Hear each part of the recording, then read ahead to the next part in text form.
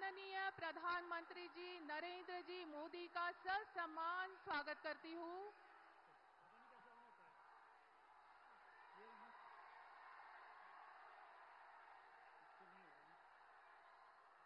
सुस्वागतम सुस्वागतम शुभ स्वागतम।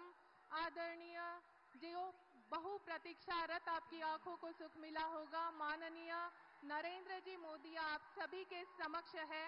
उनकी आशीर्वचन सभा हेतु आप सभी प्रतीक्षारत हैं। मैं उनसे अनुरोध करती हूँ कि मैं आदरणीय नरेंद्र जी मोदी जी से अनुरोध करती हूँ कि वे पुष्पार्पण द्वारा, माल्यार्पण द्वारा, प्रतिमा पूजन द्वारा कार्यक्रम का शुभारंभ करें। माननीय प्रधानमंत्री जी का आगमन हो चुका है। मैं उनसे सविनय विनम्रता से अनुरोध करती हूँ कि वे माल्यार्पण प्रतिमा पूजन द्वारा कार्यक्रम का शुभारंभ करें। माननीय नरेंद्र जी मोदी सर।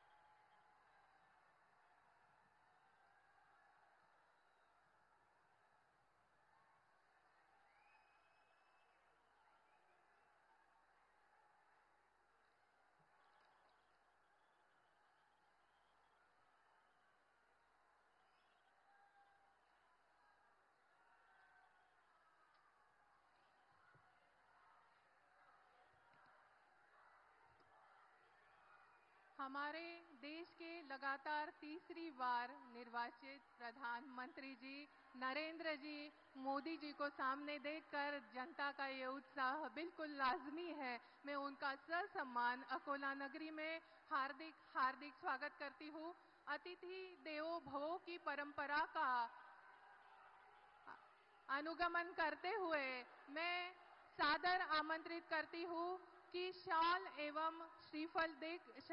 देकर उनका स्वागत अकोला के युवा सांसद अनूप जी धोत्रे करेंगे। मैं उनका ससम्मान स्वागत के लिए अनूप जी धोत्रे जी को आमंत्रित करती हूँ कि वे शॉल देकर उनका स्वागत करें।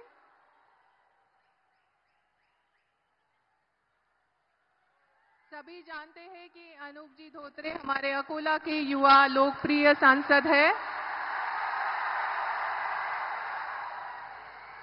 मैं अकोला पूर्व के प्रत्याशी रणधीर जी सावरकर सर एवं अकोला पश्चिम के प्रत्याशी विजय जी अग्रवाल जी से अनुरोध करती हूँ कि वे महाराष्ट्र के आराध्य दैवत छत्रपति शिवाजी महाराज जी की अश्वारूढ़ प्रतिमा देकर उनका स्वागत करें। आदरणीय प्रधानमंत्री नरेंद्र जी मोदी जी का स्वागत हो रहा है छत्रपति शिवाजी महाराज जी की अश्वारूढ़ प्रतिमा देकर।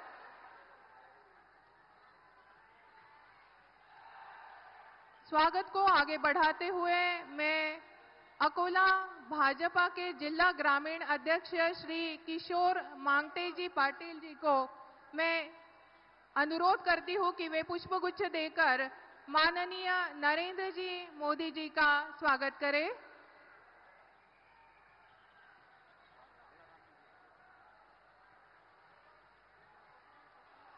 आगे के स्वागत के लिए मैं आमंत्रित करती हूँ भारतीय जनता पार्टी के सभी पदाधिकारियों को कि वे माननीय प्रधानमंत्री श्री मोदी जी का पुष्पहार से स्वागत करें।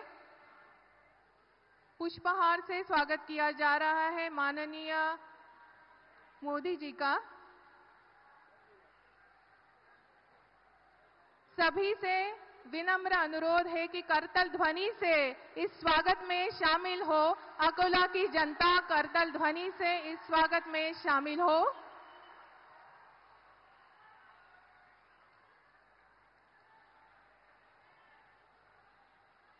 कार्यक्रम को आगे बढ़ाते हुए जैसा कि आप सभी जानते हैं कि कर्मठ, समर्पित और दृढ़ निश्चयी श्री नरेंद्र जी मोदी 100 करोड़ भारतीयों के सपनों और आकांक्षाओं के लिए आशा की एक किरण बनकर आए हैं और विकास पर उनकी पैनी नजर और परिणाम हासिल करने की उनकी प्रामाणिक क्षमता ने उन्हें भारत के सबसे लोकप्रिय नेताओं में से एक बनाया है। उनका ऐसे राष्ट्र के निर्माण का संकल्प है जो मजबूत, खुशहाल और समावेशी हो और जहां प्रत्येक भारतीय अपनी आशाओं और आकांक्षाओं को फलीभूत होते हुए देख सकता हो। वे विकास पुरुष के नाम से भी जाने जाते हैं। राष्ट्रभक्ति की बात जहां हो, देश विकास की बात जहां हो, नाम एक ही आता है, सिर्फ हमारा देश ही नहीं, पूरा विश्व जिनके गुण गाता है। ऐसे हमारे प्रधानमंत्री माननीय नरेंद्र मोदी जी का मैं हार्दिक स्वागत करती हूं एवं प्रास्ताविकी हेतु माननीय सांसद श्री अनूप जी धोत्रे जी को कार्यक्रम की प्रास्ताविकी हेतु ससम्मान मंच पर आमंत्रित करती हूं।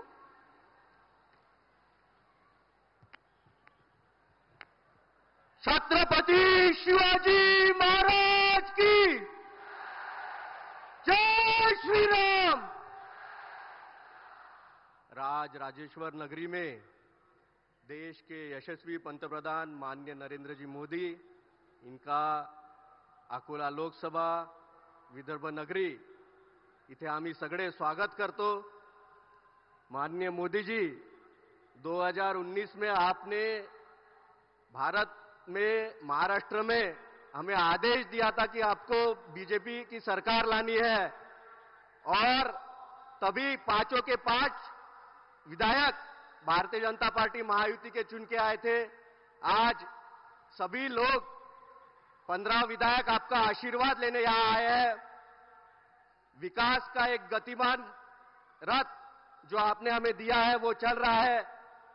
केंद्र सरकारच्या अनेक चांगल्या योजना, ज्यामध्ये कापसाच्या शेतकऱ्यांसाठी अकोला जिल्ह्याकरिता 50,000 हेक्टरमध्ये पाऊस असो, महापूर असो, याच्यामध्ये चांगलं उत्पन्न होईल याकरिता हेक्टरी 18,000 रुपये अनुदान हे आपल्या जिल्ह्याकरिता माननीय मोदीजी यांच्या सरकारच्या माध्यमातून, टेक्सटाईल मिनिस्ट्रीच्या माध्यमातून जाहीर करण्यात आलेला आहे। शिंदे सरकार माननीय देवेंद्रजी फडणवीस यांच्या माध्यमातून शेतकऱ्यांना कर्जमुक्तीची योजना ही आपल्या सरकारने जाहीर केलेली आहे। माननीय मोदी जी, आपने कुसुम योजना लाई, इसी योजना को समझकर किसानों को दिन में बिजली मिले, इसके लिए जो सबस्टेशन एग्रीकल्चर से जुड़े हैं, इन सभी सबस्टेशन को सोलार के माध्यम से किसान को दिन में बिजली मिले, इसका प्रोग्राम चल रहा है। संपूर्ण भारत में और महाराष्ट्र में सबसे पहला अकोला का जिले में ये योजना मिलने वाली है, जिससे किसान को 7 दिन में बिजली मिलने वाली है। अनेक ऐसी योजना, किसान के हित की योजना, पीएम किसान सम्मान निधि का आपने 6,000 रुपए दिया, राज्य सरकार ने 6,000 दिया, पर अभी उसे राज्य सरकार ने 15,000 रुपए किया है। महिलाओं के लिए प्रोफेशनल कोर्सेस में, वो लॉ हो, इंजीनियरिंग हो, मेडिकल हो, जहां वो फीस नहीं भर सकती थी, वो सारे प्राइवेट कॉलेजेस में राज्य की सरकार ने मुफ्त शिक्षण योजना लाई है। उसकी अंमलबजावणी या शैक्षणिक वर्षामध्ये सरकारने केलेली आहे। महिलांसाठी लाडली बहन योजनेच्या माध्यमातून 1,500 रुपयाच्या जागी 2,100 रुपये हे आपल्या सरकारने केलेली आहे। अशा अनेक चांगल्या योजना आपल्या सरकारने केलेल्या आहे। आपल्या शहरामध्ये पूर आला तर अनेक घरामध्ये पाणी साचायचं। माननीय अमितभाई शाह यांची भेट घेऊन मोदीजींच्या आशीर्वादाने डिझास्टर मॅनेजमेंट फंडच्या माध्यमातून 400 कोटी रुपयाचा प्रोजेक्ट हा आपल्या अकोला शहरासाठी आलेला आहे। अनेक चांगल्या योजना, सांडपाण्याचं पाणी पारसला त्याची प्रक्रिया करून ते पाणी आपण शुद्ध करून आपल्या औष्णिक क्षेत्राकडे त्याचा वापर होणार आहे। रेल्वेच्या माध्यमातून महाराष्ट्रासाठी 1,15,000 करोड रुपयाची निधी ही केंद्र सरकारने दिलेली आहे। या माध्यमातून वंदे भारत सारख्या ट्रेन या सर्वसामान्य लोकांना उपलब्ध होणार आहे। अमृत भारत योजना के माध्यम से हमारे स्टेशन को आपने 300 करोड़ रुपए दिए। जो स्टेशन जहां पे एयरपोर्ट जैसी सुविधाएं अभी उपलब्ध होने वाली है, उसका काम चालू हुआ है। हमारा मूर्तिजापुर स्टेशन हो, हमारा बार्शी टाकड़ी का ओवरब्रिज हो, अनेक और जो रेलवे क्रॉसिंग्स है वो सभी रेलवे क्रॉसिंग अंडरपासेस और रेलवे ओवरब्रिज के माध्यम से पूरे होने वाली है। कहीं पे रेलवे क्रॉसिंग पे किसी को रुकने की समस्या आने वाले समय में रहने वाली नहीं है।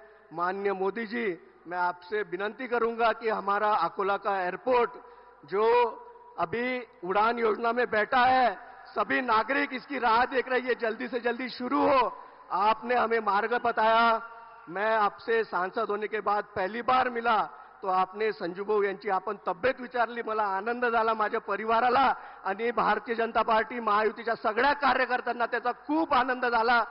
आपके आशीर्वाद, जो आपने 10 साल में विकास किया, वो विकास हम आने वाले 5 महायुति के विधायक, आपल्या विदर्भातील सगळे आमदार आणि महाराष्ट्रातील सगळे आमदार सरकार यांच्या माध्यमातून जास्तीत जास्त केंद्राचा निधी आणून आपल्या महाराष्ट्राला चांगल्यात चांगला प्रगतिशील राज्य करू, 1 नंबरचा राज्य करू, एवढे आपल्या सगळ्यांना माननीय मोदीजी यांच्याकडून आशीर्वाद मागतो। जय हिंद, जय महाराष्ट्र।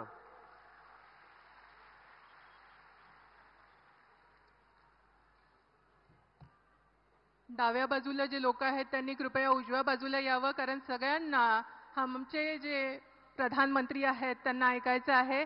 आप सभी की प्रतीक्षा अभी खत्म होने वाली है, इसलिए जो लोग खड़े हैं कृपया वो आराम से आके बैठ जाए और आराम से हमें आदरणीय हमारे प्रधानमंत्री जी को सुनना है। अपने मन में एक लक्ष्य लिए, मंजिल अपनी प्रत्यक्ष लिए, हम तोड़ रहे हैं जंजीरें, हम बदल रहे हैं तस्वीरें। यह नवयुग है, नव भारत है, खुद लिखेंगे अपनी तकदीरें। हम निकल पड़े हैं प्रण करके, अपना तन मन अर्पण करके।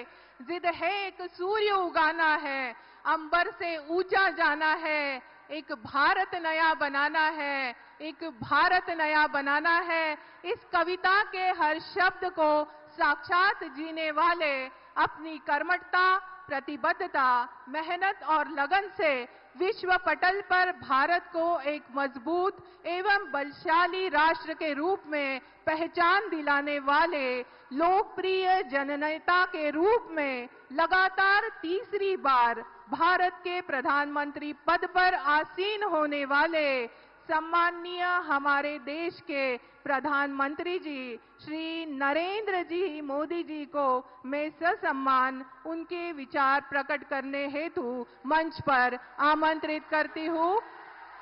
कृपया लोग सब यहाँ पे आ जाए, बाई ओर के लोग दाई ओर आ जाए, बाई ओर के लोग दाई ओर आ जाए।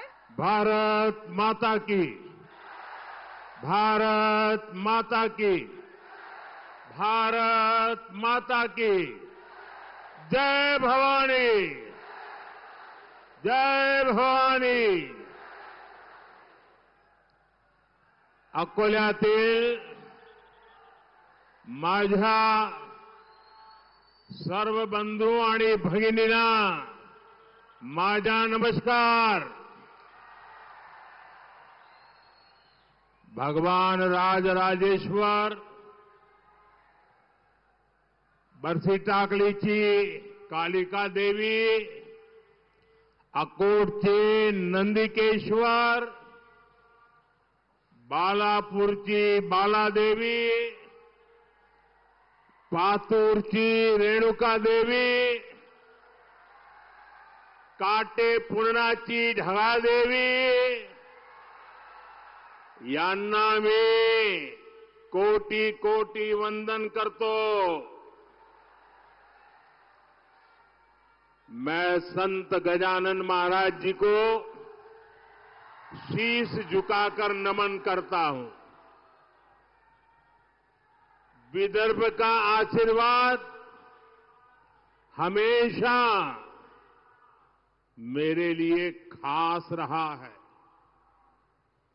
अब एक बार फिर मैं विधानसभा चुनाव में महायुति के लिए आपसे आशीर्वाद मांगने आया हूं।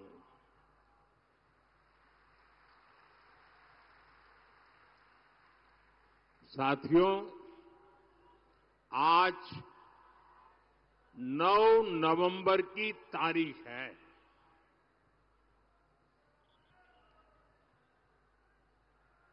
और ये 9 नवंबर की तारीख बहुत ही ऐतिहासिक तारीख है। आज के ही दिन 2019 में देश की सर्वोच्च अदालत ने राम मंदिर पर फैसला दिया था।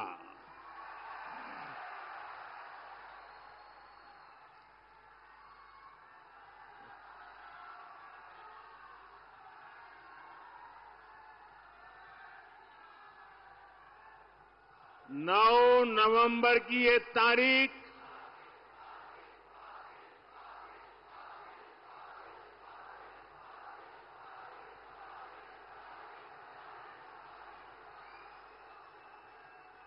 जय श्री राम। 9 नवंबर की ये तारीख इसलिए भी याद रखी जाएगी क्योंकि सुप्रीम कोर्ट के फैसले के बाद हर धर्म के लोगों ने बहुत ही संवेदनशीलता का परिचय दिया। राष्ट्र प्रथम की यही भावना भारत की बहुत बड़ी ताकत है।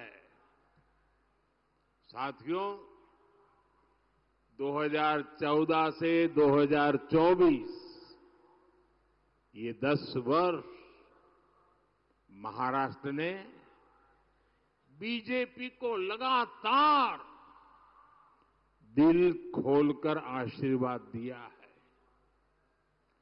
बीजेपी के ऊपर महाराष्ट्र के इस भरोसे की वजह भी है। इसकी वजह है महाराष्ट्र के लोगों की देशभक्ति।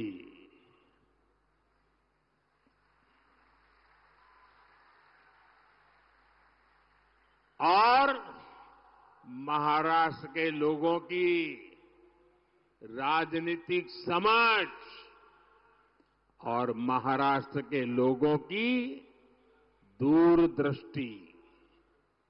इसलिए महाराष्ट्र की सेवा का मेरे लिए सुख ही कुछ अलग है।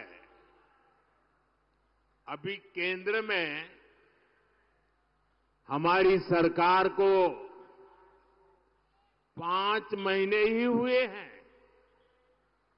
इन 5 महीनों में लाखों करोड़ रुपए की परियोजनाएं शुरू की गई है।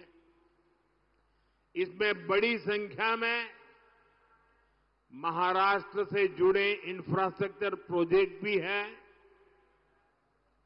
मैंने अभी कुछ ही समय पहले जिस वाढवण पोर्ट की आधारशिला रखी है, अकेले उसकी लागत ही करीब करीब 80,000 करोड़ रुपए है।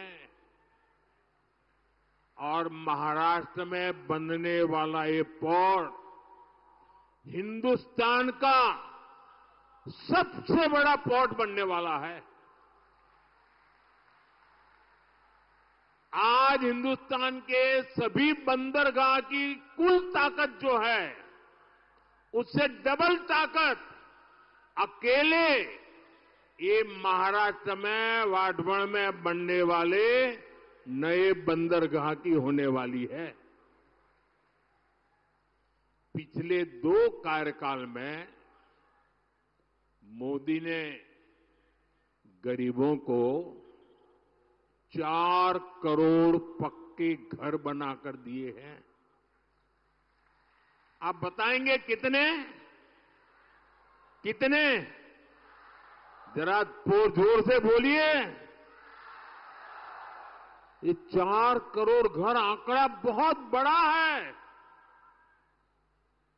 इतना ही नहीं, उस समय जो लक्ष्य था वो पूरा कर दिया, लेकिन बाद में कुछ राज्यों ने, मुख्यमंत्रियों ने चिट्ठी लिखी कि परिवार बड़े हो रहे हैं, नए लोग परिवार के अलग अलग घरों में रहने जा रहे हैं।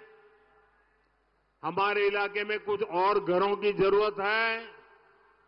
हमने ये बात मान करके अब गरीबों के लिए 3 करोड़ नए घर बनाने शुरुआत कर दी है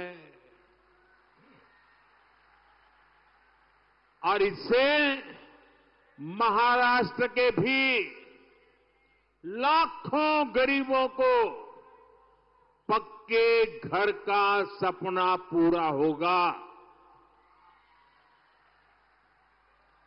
अब आप मुझे बताइए, ये जिन लोगों को पक्के घर मिल रहे हैं वो आशीर्वाद देंगे कि नहीं देंगे? जरा बोलिए ना, आशीर्वाद देंगे कि नहीं देंगे? ये पवित्र काम करने से पुण्य मिलता है कि नहीं मिलता है? ये पुण्य किसको मिलेगा? ये पुण्य किसको मिलेगा? अरे पूरी ताकत से बताओ भाई, पुण्य किसको मिलेगा? मोदी को नहीं, ये पुण्य आपको मिलेगा, क्योंकि आपके एक वोट ने मोदी को गरीबों के लिए घर बनाने का मौका दिया है और इसलिए पुण्य के अधिकारी आप हैं। अच्छा, मेरा एक काम करोगे? अकोला के लोग जरा पूरी ताकत से बताओ, मेरा एक काम करोगे? शाबाश, बड़ा जोर है भाई।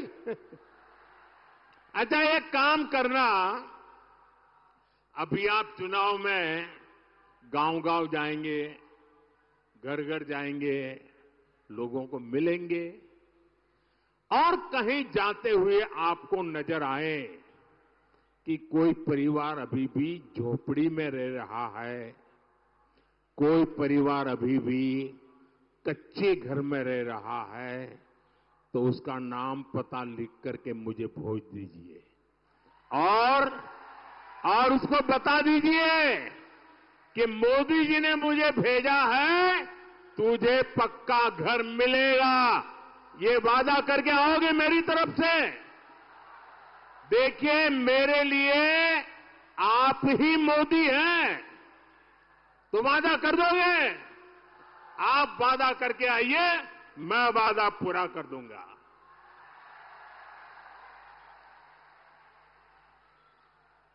साथियों, चुनाव के समय मैंने 70 वर्ष से अधिक उम्र के बुजुर्गों को मुफ्त इलाज की गारंटी देने का वादा किया था। हमारी सरकार ने सीनियर सिटीजन्स, बुजुर्गों की सेवा के लिए ये योजना लॉन्च कर दी है। 70 साल से ऊपर के बुजुर्गों को वय वंदना आयुष्मान कार्ड मिलने शुरू हो गए हैं। सबका साथ, सबका विकास की भावना के साथ ही इस योजना का लाभ हर वर्ग, हर समाज, हर धर्म के बुजुर्गों को मिलेगा। आपके परिवार में भी जो 70 साल के ऊपर के हैं, उनकी बीमारी के खर्च की चिंता आप मत करना, उनका ये बेटा करेगा। साथियों, कांग्रेस और अघाड़ी वालों ने महाराष्ट्र के लोगों की जिस मांग को दशकों तक पूरा नहीं होने दिया, मोदी ने वो भी पूरा कर दिया। बताऊं क्या बात की है हमने? बताऊं? हमें मराठी को अभिजात भाषा का दर्जा देने का सौभाग्य मिला है।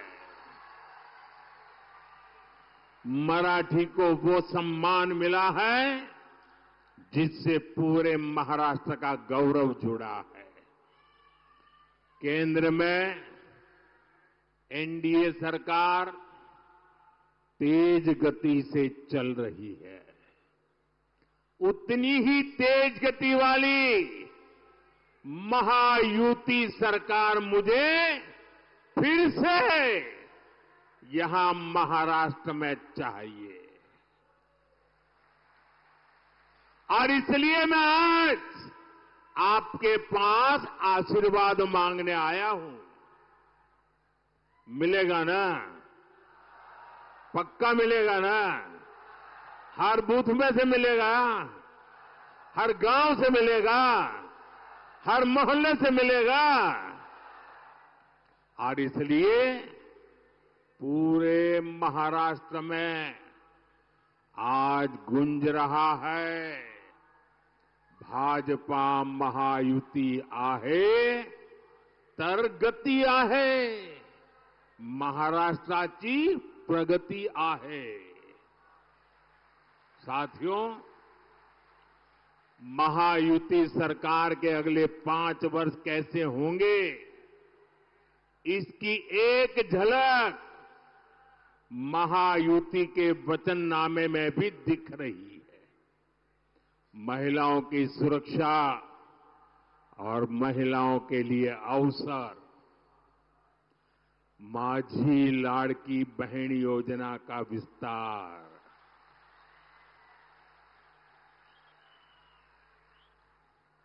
माझी लाड़की बहना इथे आली आहेत ना?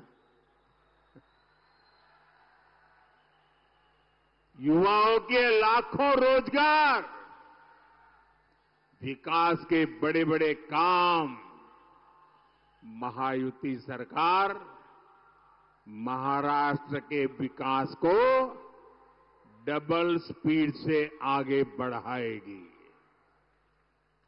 यानी स्वाभिमानी युवा, शिक्षण, रोजगार, महायुतीचे सरकार करील स्वप्न साकार।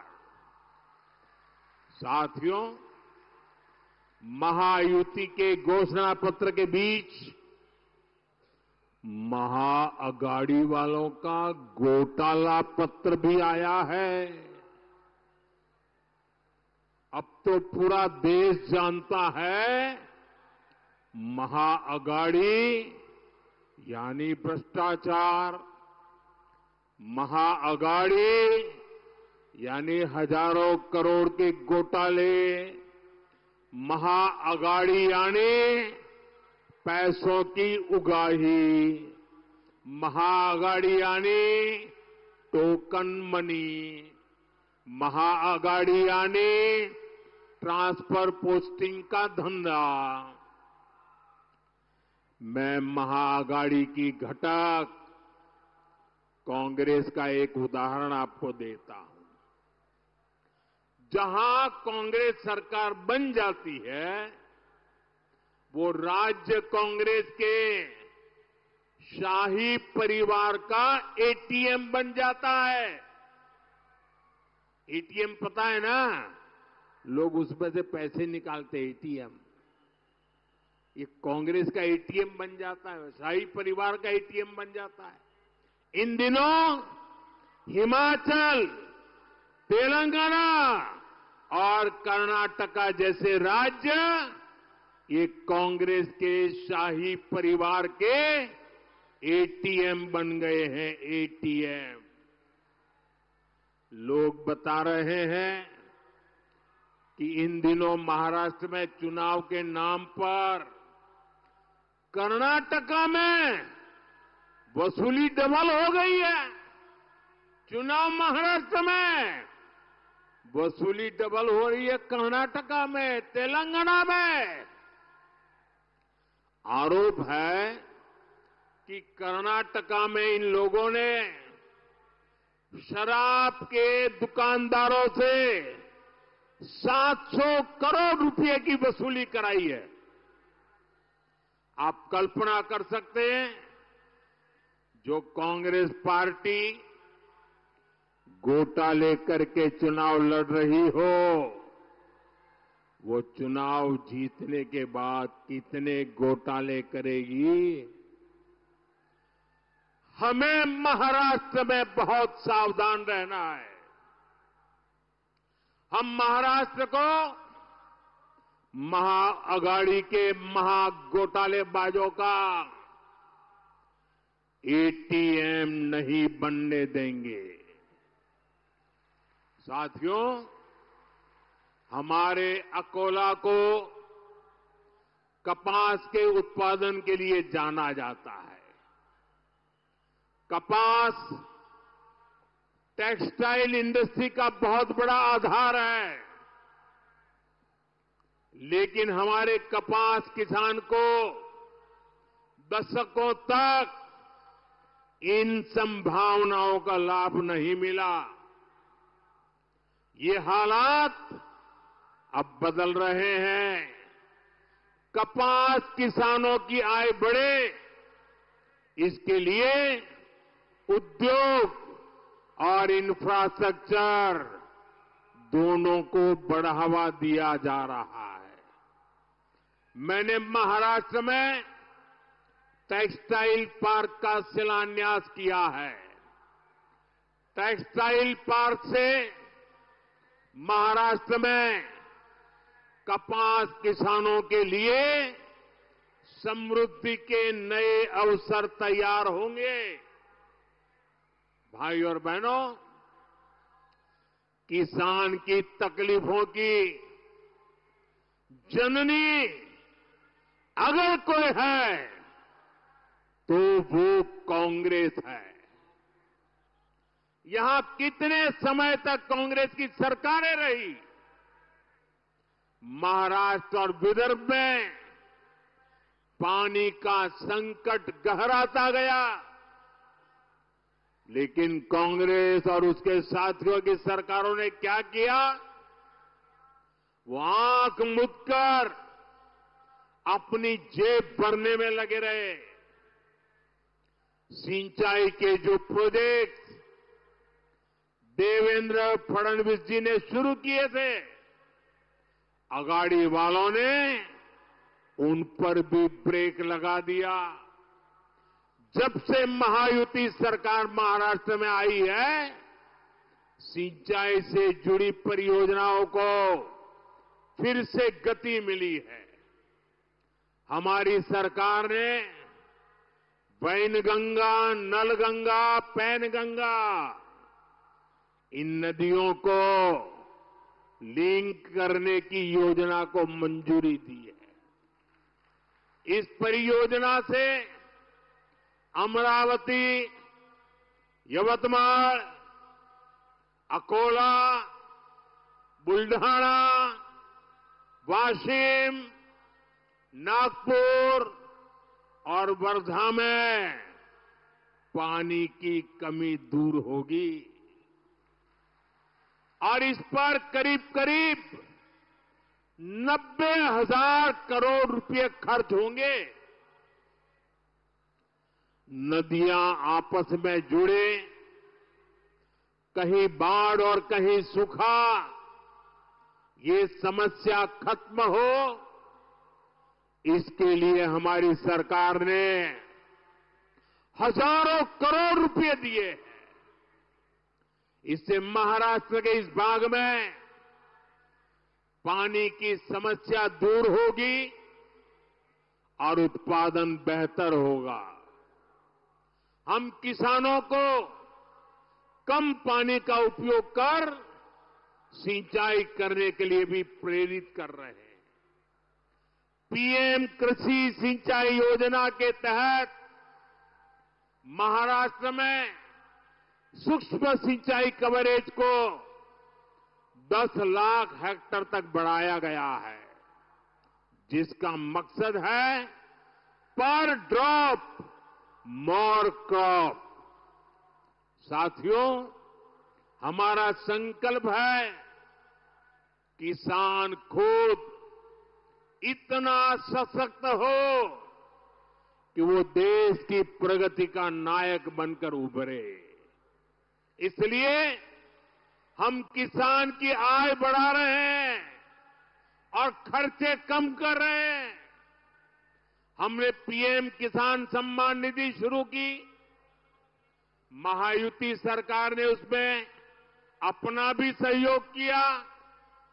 इसका परिणाम है कि महाराष्ट्र के किसानों को सालाना 12,000 रुपये मिल रहे हैं। कपास और सोयाबीन किसान को अलग से 5-5 हजार रुपये अतिरिक्त दिए जा रहे हैं। हम किसानों को फसल के नुकसान से बचाने के लिए फसल बीमा योजना लेकर आए हैं। अगले 5 वर्षों में इन नीतियों का और व्यापक असर दिखेगा। साथियों, कांग्रेस पार्टी जानती है देश जितना कमजोर होगा, कांग्रेस उतनी मजबूत होगी। और जब कांग्रेस मजबूत होगी तो देश मजबूर हो जाएगा। इसलिए कांग्रेस क्या करती है, पिछले 75 साल का इतिहास देख लीजिए।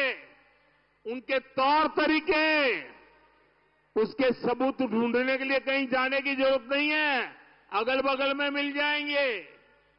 कांग्रेस क्या करती है, अलग अलग जातियों को लड़ाना, यही कांग्रेस की फितरत है। आजादी के बाद से ही कांग्रेस ने कभी शेड्यूल कास्ट समाज को, हमारे दलित समाज को, हमारे एससी समाज को एकजुट नहीं होने दिया। कांग्रेस ने हमारे जनजातीय समूह, हमारे आदिवासी समाज, हमारे एसटी समाज को भी अलग अलग जातियों में बांट कर रखा। कांग्रेस ने ओबीसी नाम सुनते ही कांग्रेस चिढ़ जाती है और ओबीसी समाज की भी अलग से पहचान न बने, इसलिए कांग्रेस ने भांति भांति के खेल खेले हैं। कांग्रेस चाहती है एससी समाज की अलग अलग जातियां आपस में ही लड़ती रहे, झगड़ा करती रहे। वो जानती है एससी समाज की अलग अलग जातियां आपस में झगड़ती रहेगी तो उनकी आवाज बिखर जाएगी, उनका वोट बिखर जाएगा और ऐसा होते ही कांग्रेस के लिए सरकार में आने का रास्ता बन जाएगा। इसलिए यहां चर्मकार जाति को कांग्रेस मांग जाति से लड़ाना चाहती है। कांग्रेस मातंग को महार जाति से, बुरड़ जाति को वाल्मीकि जाति से, कैकाड़ी को खटीक जाति से और मोची जाति को कांग्रेस और जातियों से लड़ाना चाहती है। जब आप एससी के तौर पर एकजुट नहीं रहेंगे, अपनी ही अलग अलग जातियों में बंटकर झगड़ा करेंगे, तो कांग्रेस इसका फायदा उठाएगी। कांग्रेस एससी समाज के अधिकार उनसे छीन लेगी, एससी को कमजोर करके सरकार बना लेगी। यही उसकी चाल है, यही उसका चरित्र है। इसलिए आपको कांग्रेस की इस खतरनाक साजिश से सावधान रहना है। आपको याद रखना है, एक है तो सेफ है, एक है तो एक है तो एक है तो साथियों, मैं आज महाराष्ट्र की धरती से हरियाणा के अपने भाई बहनों का विशेष आभार व्यक्त करना चाहता हूं। हरियाणा के लोगों ने सबसे पहले एक है तो सेफ है के मंत्र पर चलते हुए कांग्रेस की साजिश को नाकाम किया है।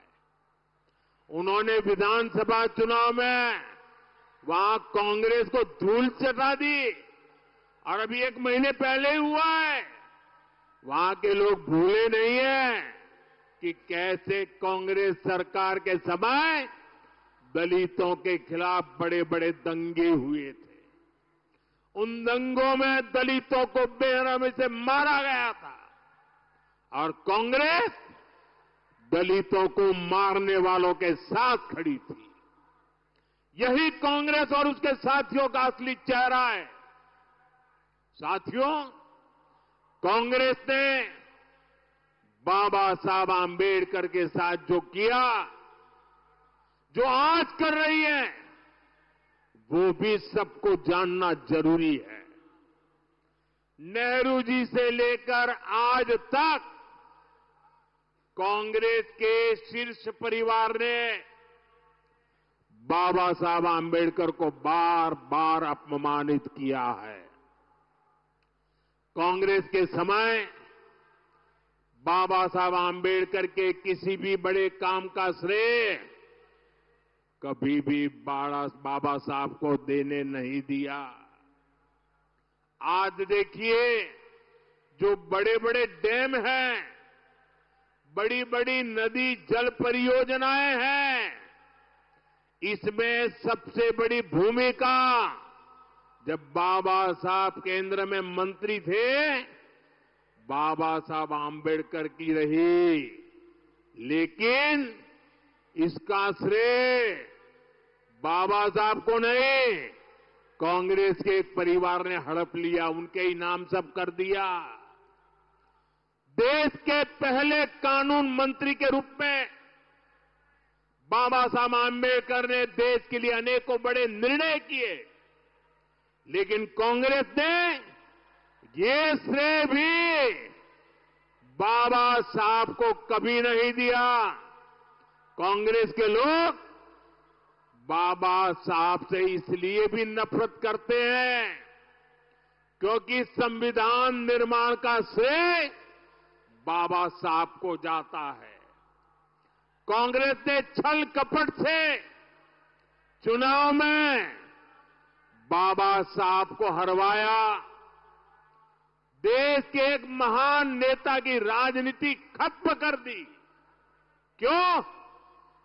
क्योंकि बाबा साहब दलित मां के बेटे थे। बाबा साहब को भारत रत्न भी तब मिला जब केंद्र में बीजेपी के समर्थन से सरकार बनी।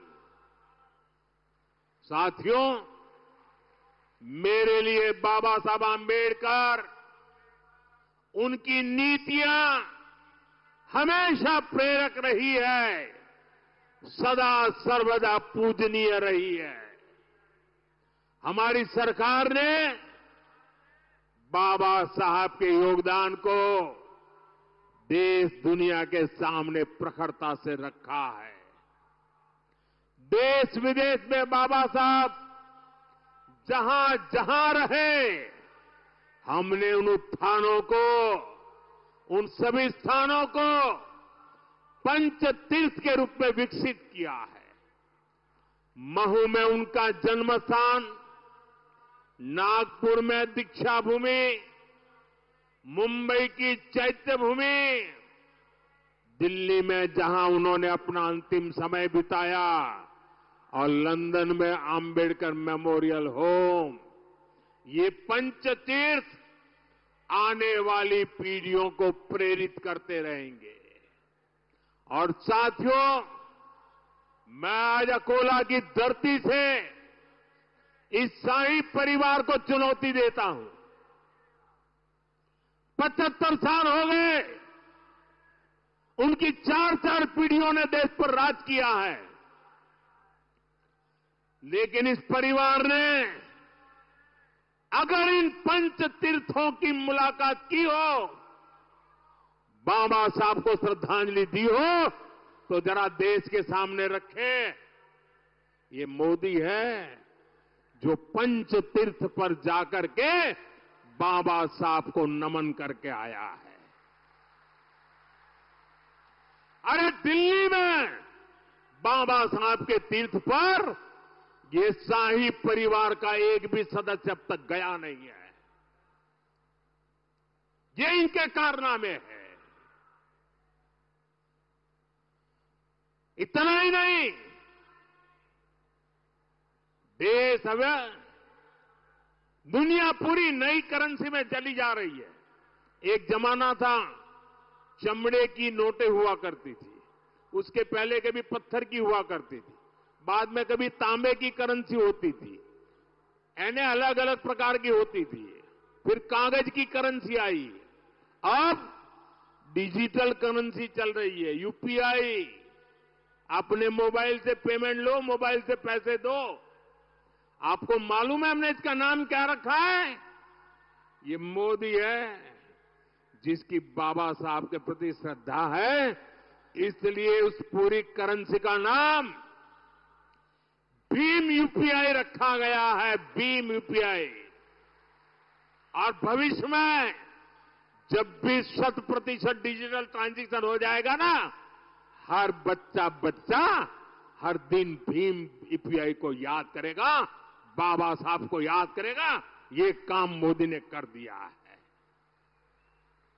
साथियों, इन दिनों पूरा देश एक और संवेदनशील विषय को लेकर चिंतित है। जम्मू कश्मीर विधानसभा में कांग्रेस और उसके साथियों ने आर्टिकल 370 को फिर से बहाल करने का प्रस्ताव पास किया है। आप मुझे बताइए, मैं आपसे पूछना चाहता हूं, क्या इस देश में फिर से जम्मू कश्मीर में 370 लागू होनी चाहिए? पूरी ताकत से बोलिए ताकि कांग्रेस वालों के कान फट जाए।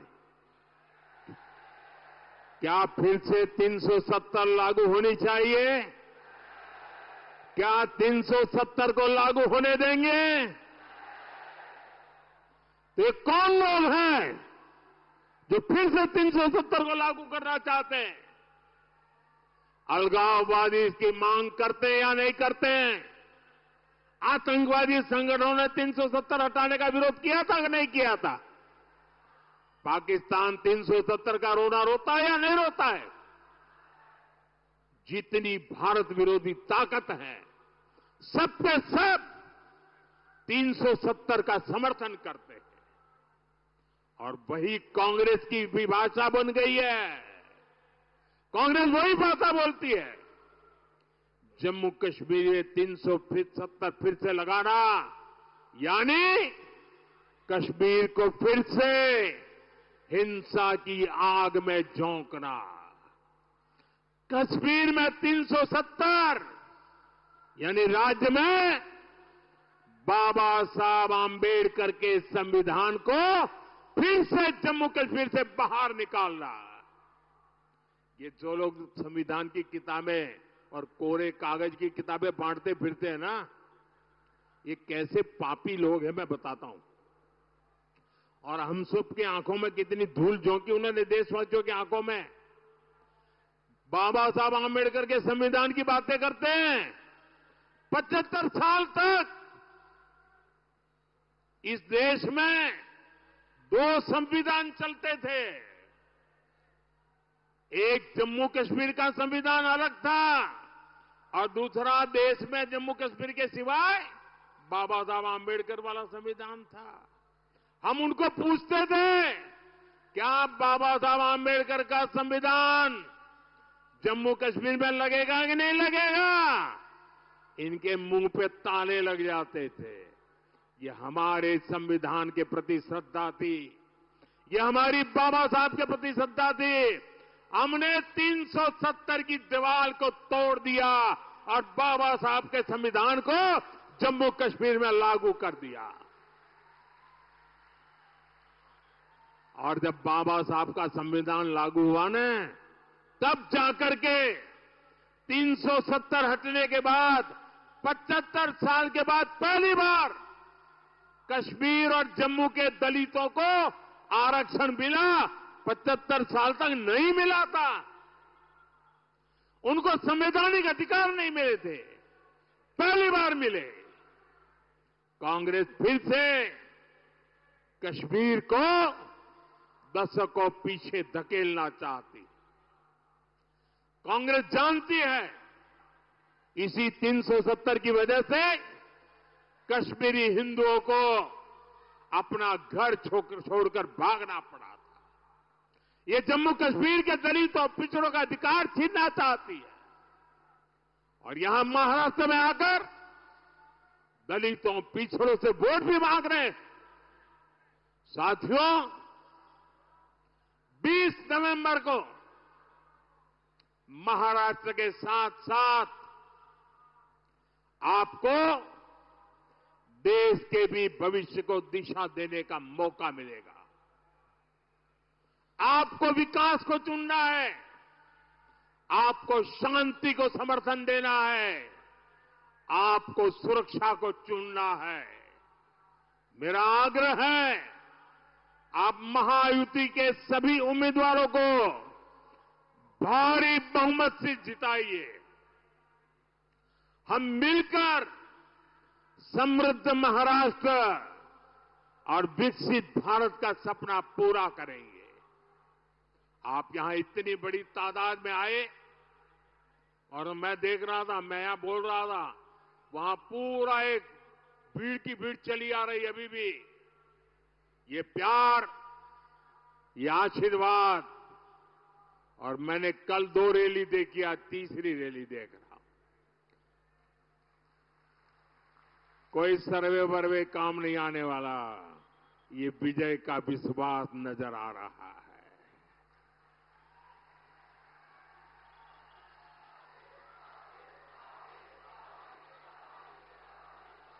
आप यहां इतनी बड़ी संख्या में हम सबको आशीर्वाद देने आए, इसलिए मैं आपका आभारी हूं।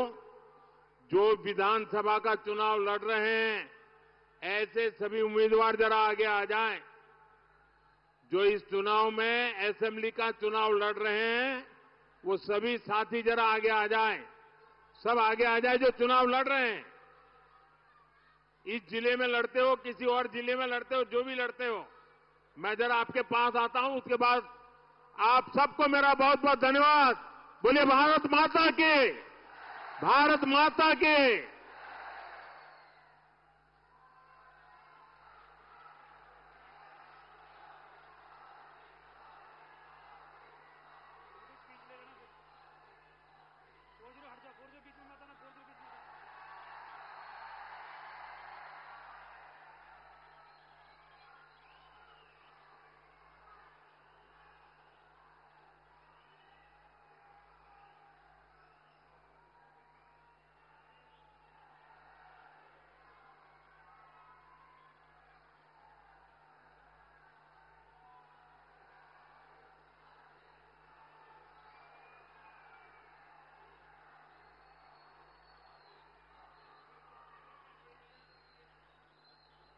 इस ओजपूर्ण वक्तव्य के बाद कुछ भी कहने को शेष नहीं रह जाता है। मैं आगे के सूत्र सौंपती हूँ आदरणीय सिद्धार्थ जी शर्मा जी को और अपनी वाणी को विराम देती हूँ। मैं डॉक्टर पूनम मानकरपी से अपनी वाणी को यहाँ विराम देती हूँ।